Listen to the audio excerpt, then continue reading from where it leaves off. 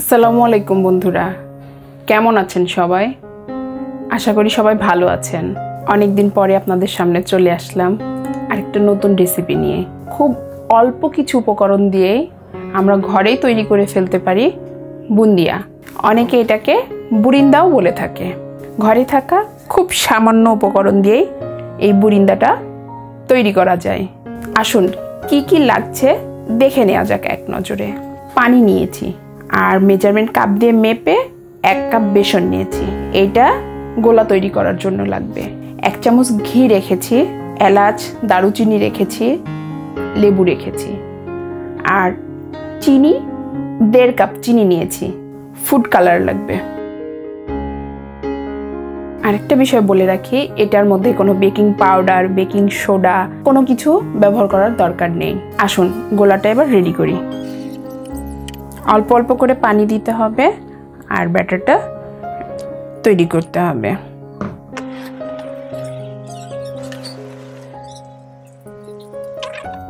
পানি যতটুকু লাগবে পরিমাণ মতো দিয়ে নিতে হবে।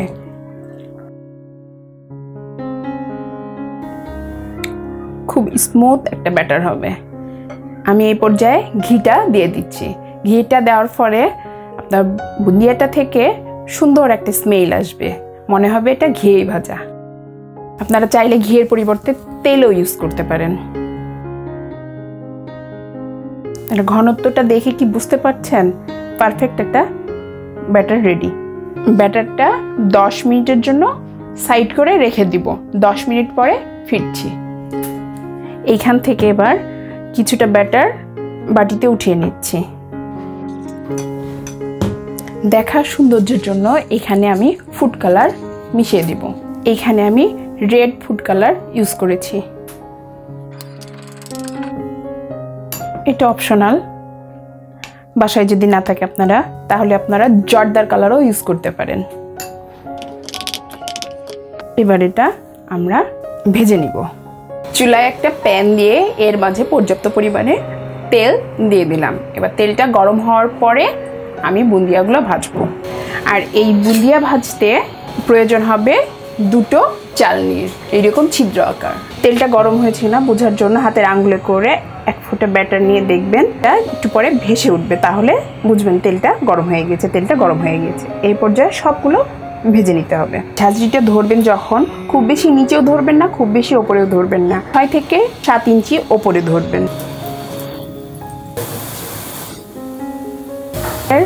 লেজ বের হবে, এটা নিয়ে টেনশন করার কিছু নেই।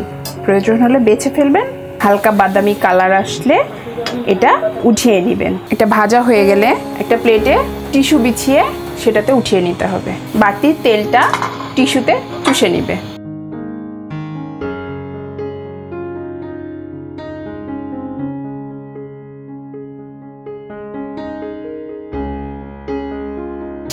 শিরা করার জন্য চুলায় একটা প্যান বসিয়ে দিলাম। প্রায় 1.5 কাপ পরিমাণের চিনি দিয়ে দিলাম। চিনির মধ্যে 1 কাপ পানি দিয়ে দিলাম। চিনিটা যেন বুন্দিয়ার গায়ে দানা দানা হয়ে লেগে না যায় সেই কারণে লেবু দিয়ে দিলাম। সেন্টের জন্য এলাচি এবং দারুচিনি দিয়ে দিলাম। এটা নেড়ে একটু মিশিয়ে দেব। শিরাটা বলক এসে গেছে, হাতের সাথে বা একটু আঠা আঠা ভাব হচ্ছে। এই অবস্থায় আমি বুন্দিয়াগুলো এর মধ্যে দিয়ে দেবো। লেবুটা এবার থেকে উঠিয়ে নিলাম। আস্তে আস্তে বুন্দিয়াগুলো এর মাঝে দিয়ে দেবো। এটা রেডি হতে প্রায় 3 ঘন্টা মতো সময় লাগবে। জ্বালানোর পরে ঢাকনা দিয়ে ঢেকে আমি এটা রেস্টে দিয়ে দিব। এটা আপনারা 2 সপ্তাহ ফ্রিজে রেখে খেতে পারবেন, আর বাইরে থাকলে 1 সপ্তাহ। ফিরছি 3 ঘন্টা পরে।